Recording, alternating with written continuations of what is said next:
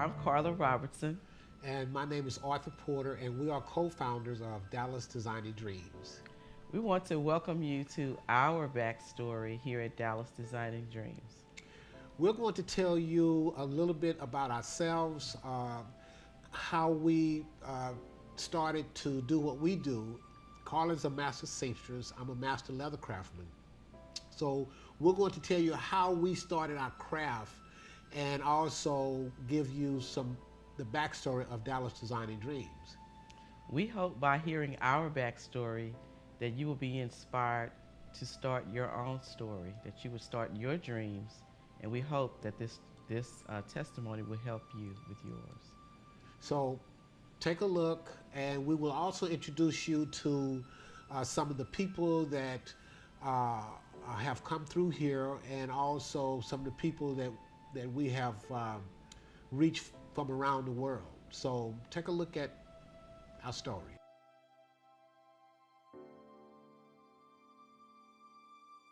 If you were to look on my website, sewingforlife.net, you would see three words that say sew, teach, and travel. Those are the three words that pretty much sum up how my life has gone. When I was about 6 years old, my mom taught me how to sew. And from what I hear, her and my dad got together and decided when I was 8 to buy me a real sewing machine. And if I could put a pin right in that statement, I would say thank you to them for seeing something in me at such an early age and investing in that.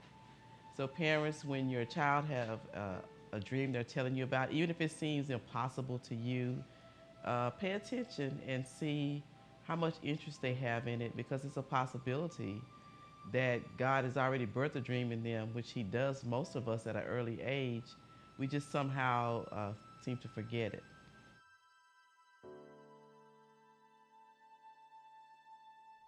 Okay, what I want to do is tell you my backstory. I want to tell you how I ended up getting into the leather craft, how Carl and I met, how Dallas Designing Dreams became Dallas Designing Dreams. Uh, at the age of 16, well, right now I'm 63 years old, but at the age of 16, I wanted to be a fashion designer.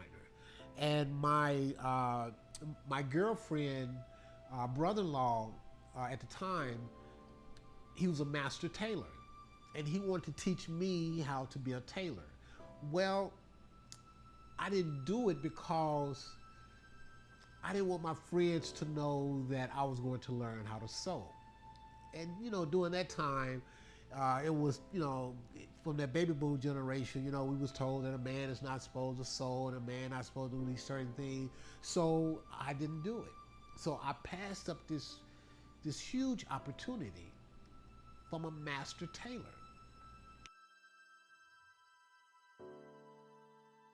I want to say thank you to my parents for just taking the time to see what I was interested in and then helping me achieve that dream. So when I was about 12, I really was sewing a whole lot more. Pretty much took over my mom's sewing corner in her bedroom, and I began to make my own clothes.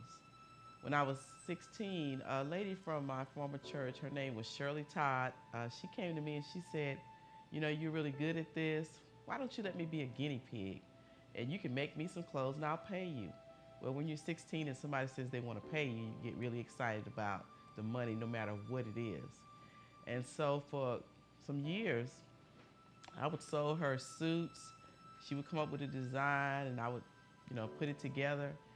And then she became a wedding planner, and she just included me with all of what she was doing. So I learned business from mentors at an early age. I want to say thank you to Miss Shirley Todd. And then I got an opportunity to go to Skyline High School and be in what they called then the apparel cluster, where you were to learn about design and spreading and cutting and just how that whole process took place. But after graduating from high school, I went to El Centro and also Texas Woman's University to study fashion. After those years of getting all my formal education, I had the opportunity to work at a place here in Dallas that was a factory And that told me right away, this is not the kind of thing that I wanted to do long term. I did not want to be somewhere where I had to do the same thing every day. The creativity in me said I needed variety. And so I began to work with people on their weddings. I was doing some quilts. I was, just doing anything almost that people were asking me to do. The only thing I wouldn't do was tailor a man's suits. That's just not me. As far as this is something I want to do. I'll do it because I know how to do it, but it's not something I want to do. Now, one thing I want to tell you is that when my girlfriend, brother-in-law wanted to teach me how to be a tailor, and I did not do it because I didn't want my friends to know that I was learning how to sew. Well, I was 16 at the time. So when I started sewing, I was 40. I think I was 40. Yeah, I think I was 40 years old. But what had happened was that after I took the class from Carla, and I was so excited because I had just made my wife a suit. And so now I wanted to really learn how to sew and make clothes and work with leather. And I was just so excited. So the guy that wanted to teach me how to sew when I was 16, I found out where he lived. And then I went to his house, I rang his doorbell, I'm so excited. And he come to the door, and I'm like, Mr. Herman, I've learned how to sew. Can you teach me something? And he looked at me, and he had on these real thick glasses, and he said, boy, I'm blind. I can barely see you. That moment changed the way I look at things when people are trying to show me how to do something. When God brings people into your life to show you how to do something, receive it. It doesn't mean that's something that you're going to do right now. It could be something that's setting you up for 20 years down the road. But if you learn how to do it, you will not regret it. And that is a moment that I regret today. I regret it today. And even when people come in here and they be saying what they want to do and they want to learn how to do this, and what we will do, we will say, okay, we'll show you. We'll show you how to do it. Most people pass up the opportunity. We put it on the table, they do not take it. And they'll come back a year later and say, oh, I'm ready now. Too late. Opportunity passed. So we have to learn how to receive the opportunity that God gives to us, because He's given it to us for a reason. And that is one lesson that I learned the hard way. So always take your opportunities.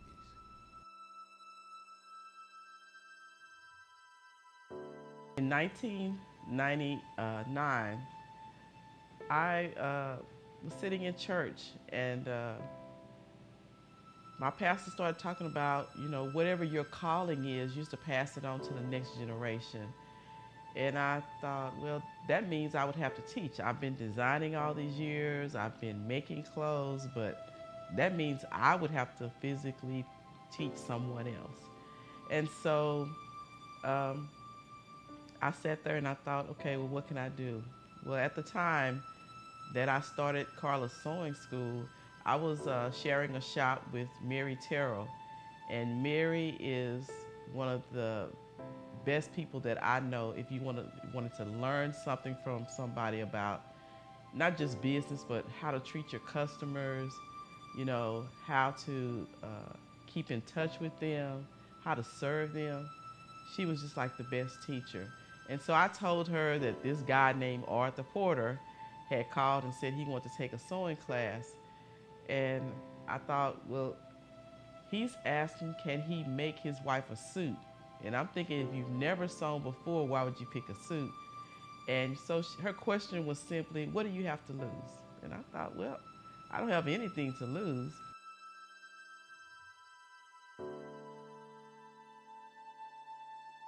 When I was working on my job and I was traveling back and forth, I was doing the leather work, but only when I was home. And basically what I started doing was making chaps. I really got into making chaps. I had made my first pair of chaps before I had took my sewing class from Carla. They wasn't the best, but it was my first pair, and it was all about getting started. After I took my class from Carla, I really learned how to sew and how to sew straight and understanding sewing, and I started making these custom chaps. And so I was making these custom chaps, and so after working on my job for 10 years, God came to me and said, leave your job. And I'm thinking, well, that's half of our income. But God also told me that if I don't leave my job, I would be unhappy for the rest of my life. And I knew that. I knew it. So I left my job. My wife wasn't happy about that, but I left my job. And after about 6 months, after I left my job, God took me into this deep vision, and he showed me this huge umbrella. And this umbrella was like as big as a big building. And from standing on the outside, I was seeing all these little small businesses coming from under this umbrella. And so after I went under the umbrella, God brought me back and had me to look up, and I saw Designing Dreams. So God actually gave me the name of it. So when I called Austin to try to register it, I was told there was a Designing Dreams in New York, and I think they made wedding gowns, and there was a Designing Dreams in Arlington, Texas. So the lady told me, she said, now you could put Dallas in front of it. So that's how Dallas Designing Dreams came about. It actually came from God. It wasn't something that we just thought of. It actually came from God. So from that, we knew that this is God. So when God gives you something, if we move on it, when he give it to us, his hands is on it. Now I believe it's when we delay it and hesitate and wait a year later, you can still do it, but his hands is not on it. It's not the same. So again, if he give it to you, he's giving it to you to move on it, not to set on it.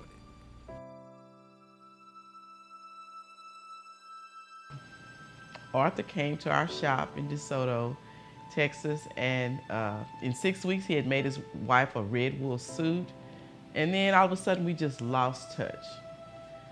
So I'm gonna fast forward to 2004, and that's when I felt God calling me for that second part. I started out loving sewing, and then it was I did the teaching and then the traveling.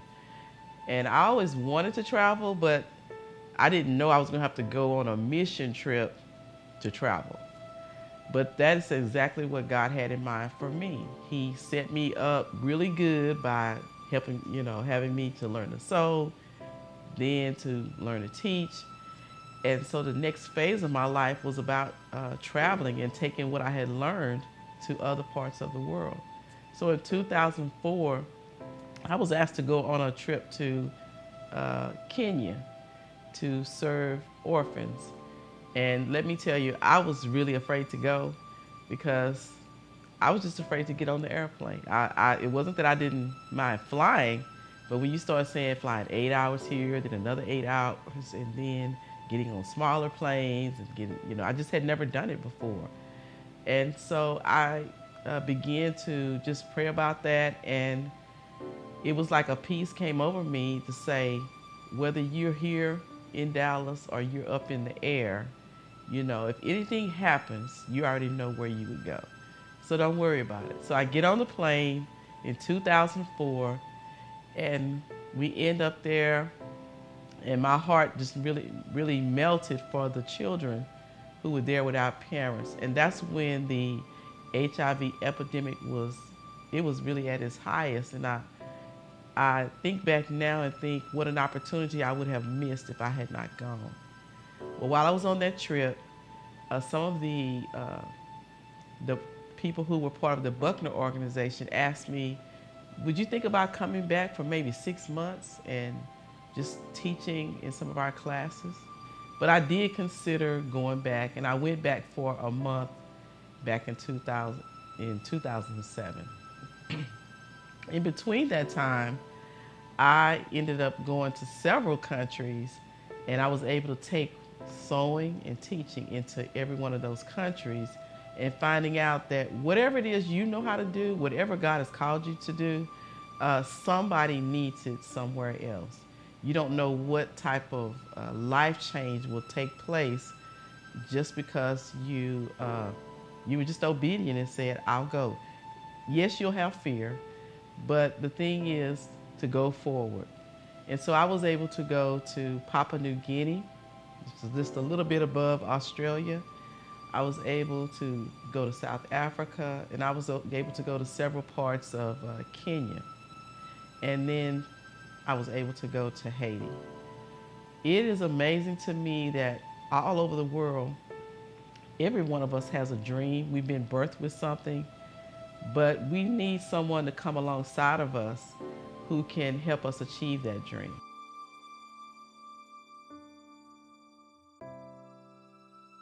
My mom called, it was in 2006, and she said, there's a guy in the newspaper and he's teaching kids how to work with leather. And of course that bell went off and said, is his name Arthur Porter? And she said, yes. So I went, I read the newspaper article, and I just thought, this guy told me what he wanted to do, and I'm glad he's getting an opportunity to do it. So I called him up to really congratulate him on doing what he wanted to do. And he told me, I'm down at the south side of Lamar, and I've started this new organization called Dallas Designing Dreams. And why don't you just come down here and see what we're doing, because I really believe this is something that, you would fit into. And you have to know some of my backstory to know this was definitely a godsend for me. I had been in buildings where I had set up my business, but it didn't feel right. It didn't feel like it was the place. And so I had started teaching people at their homes. And so when he called me, I was not in a particular place. I was just driving from one place to another, teaching people in their homes. And so when I got here, I saw what was going on. And at first, even I was hesitant, because I thought, nobody's this nice to say, come into the space. Just come on in and do what it is that you do and make it your own. And I thought, well, I'll see if this is true or not. And I can tell you for the last 10 years that Arthur Porter has been true to whatever he says that we can do, we want to do, we want to try. When he says do it, he means act on it right then, because you don't want time to pass by and then all of a sudden you realize, I want to do that. You have no idea all the things that God has already put into place if you just say yes.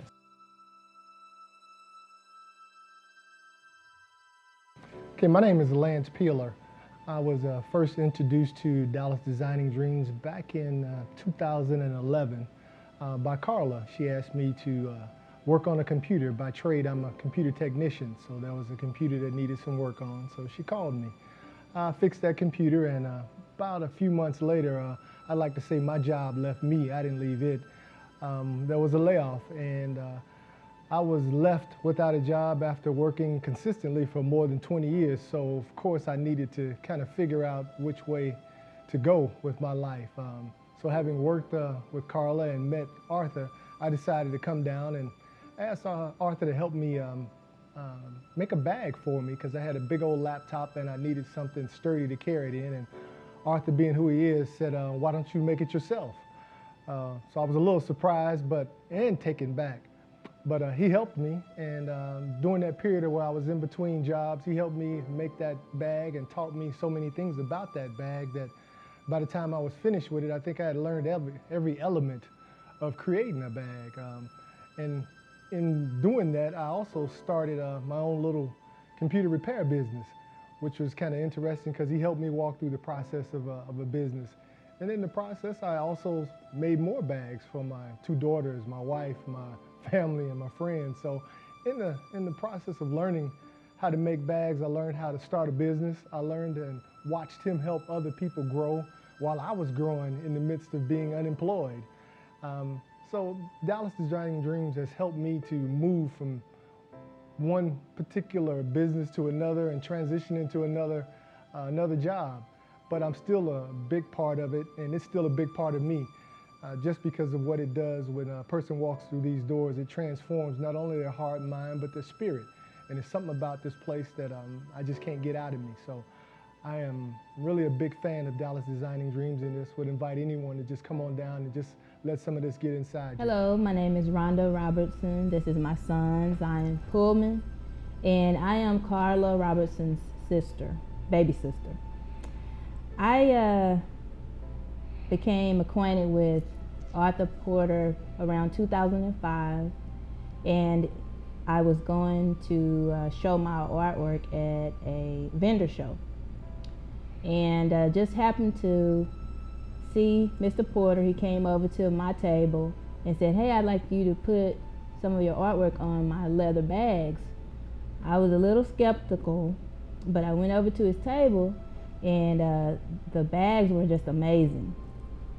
Long story short, I came home and I talked to my sister about Mr. Porter. Well, she said that sounds like one of her students. And I was like, "No, I don't think this person was your student." She said, "Yeah, I think that sounds like one of my students." So she started telling me about a student who could sew leather, who was just this wonderful leathersmith. I kept saying, "No, that's not him." So she showed me a business card, and I said, "Whoever that is that has that business card with that red horse on there, they stole it from the guy that I met." So she said, "No, let me take you down to the place." So she brought me down to Dallas Designing Dreams, and lo and behold, we walk in and it was Arthur Porter.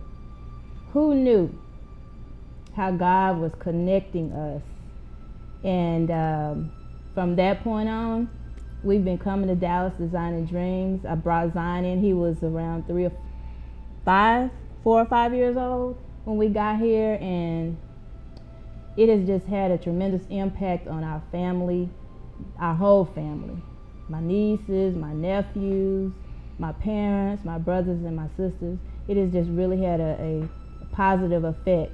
And the most, I would say the biggest impact that it has had has been not only in my sister's life, but in my son's life. He's been coming here since he was a young child, and so with that, he has developed this wonderful talent of animation. He started out just drawing planets. He started out drawing insects. But now when you see his artwork, I believe that he will not only be at Pixar, he may even run Pixar one day. So I'm very proud and very happy to be here to celebrate this 10-year anniversary. It's been a great experience for all of us in our family, and it will be a great experience for you too. Hi, my name is Geraldine Dennis, and I started with Dallas Designing Dreams about 3 years ago.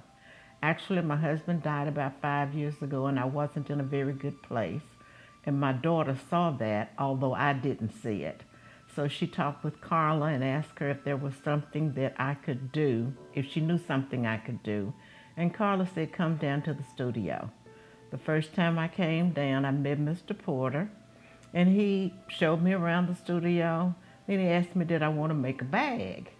And I said, "Make a bag?" And he said, yes. I never knew anything about how leather was put together.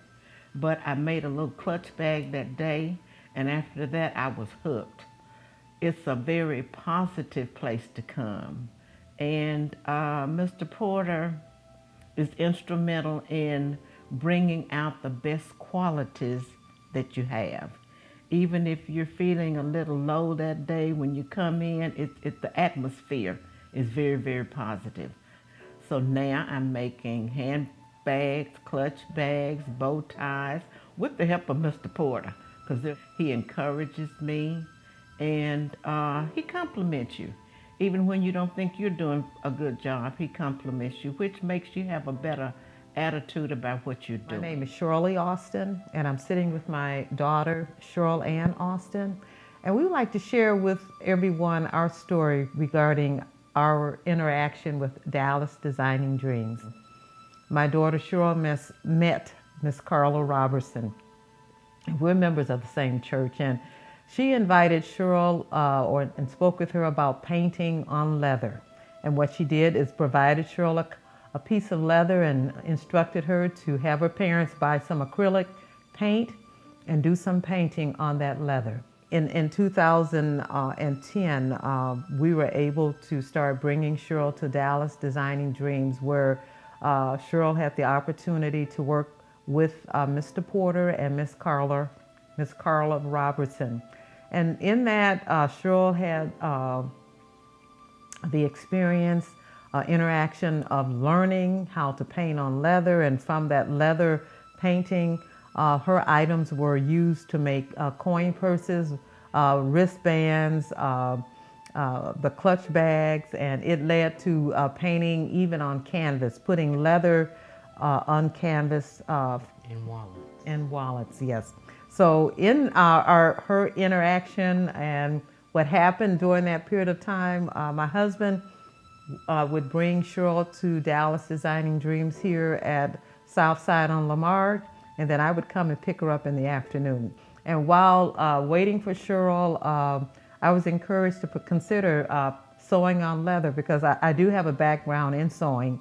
And so with that, I started sewing at the commercial industrial machines, and it was a challenge because the speed that the machines have was something I wasn't involved with. But within being a part of this organization, there have always been areas of tweaking and making things work for the behalf of the individuals. And I have to say, over the since 2010 up to through 2016, I've had the opportunity, as well as Cheryl, to see many people come through these doors and to see the unique abilities that people have, and then to be inspired to do more. My name is Lilly Bills, and I am truly excited about being here today. I've been working with Dallas Designing Dreams for over 4 years, and it is one of the best things that I have done in my life, because I have been presented so many opportunities working with Dallas Designing Dreams. I've learned how to make earrings, and also been able to assist over 200 women with learning how to make earrings.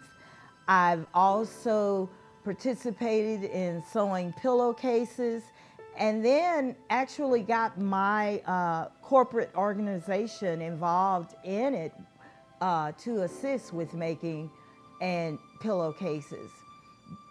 Dallas Designing Dreams does a lot of projects for the community. And when I mentioned the project about the pillowcases, how it works is that we invite people from the community. We get a corporate sponsor to provide a lot of the things that we need for the project. And then also we involve young people that are interested in sewing and learning about giving back to the community. It has been such a great experience because it meets so many of my personal objectives in life, and that's with helping others, as well as passing it on to young individuals in the community, and as well as just giving back when you do so many things here at Dallas Designing Dreams. It's just a wonderful feeling, to the point that I actually became a board member last year, and I'm really excited about it because it allows me to use the skills that I have. I learn new skills as well as learn how to pass it on to other people in the community. It's just a wonderful organization. It really has benefited my life, my nieces and nephews, because I get them involved, as well as the different people that I meet here at Dallas Designing Dreams. So it's a great place. It has impacted me, and I've seen how it impacts others, so I don't mind giving back. And it's the best nonprofit organization that I've ever dealt with, and I've dealt with quite a few.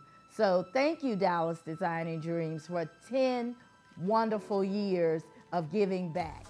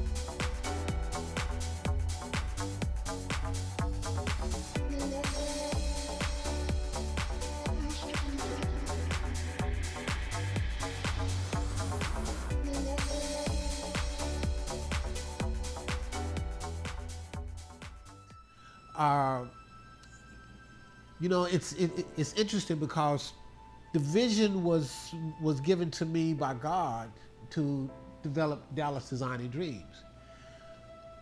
I don't think it's that often that God can give you a vision and then you would meet someone that will see the vision that God have given you. And that's very important because the vision is from God, and if the people around you doesn't see what have been given to you, it's very difficult to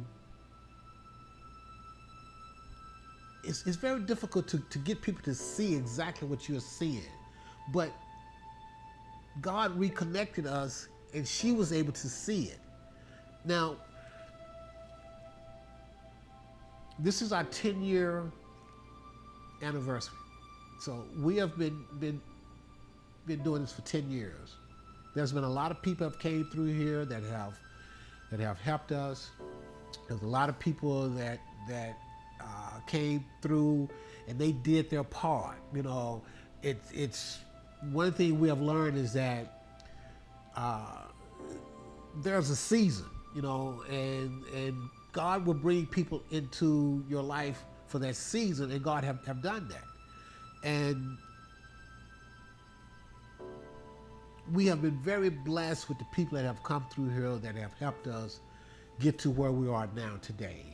And I also want to say this, is that all of you that have watched our videos, that have contacted us, you are also a part of this journey. And Dallas Designing Dreams, this is a ministry for us. And we know this. We know this. We have knew it from the very beginning. You know, people talk about God's presence. God's presence, we believe, is everywhere. But there are some places his presence is very strong. And in here, it is very strong. So we see people's lives change. I mean, we've seen it even through the videos. We've seen people's lives change. And so we know that this is a ministry, and we know that we have been charged to manage this. We know we do not own this. And I think this is one of the reasons why that we are so willing to give so freely, is because we know that God is in charge of all of this, and we know that none of this can happen without God. We have never received a grant. We're a nonprofit. We'll never receive a grant. But we have been able to do what we do based on God's promise. Based upon his promise, we have been able to touch people's lives all over the world, all over the world. And so we just wanted to share who we are and what we do, and also to ask you to support us for our next 10 years by donating $10. You can, donate more. That's appreciated. But if you donate $10, we will appreciate that, because we want to keep doing God's work, and that is to keep serving. So we want to say thank you, thank you, thank you.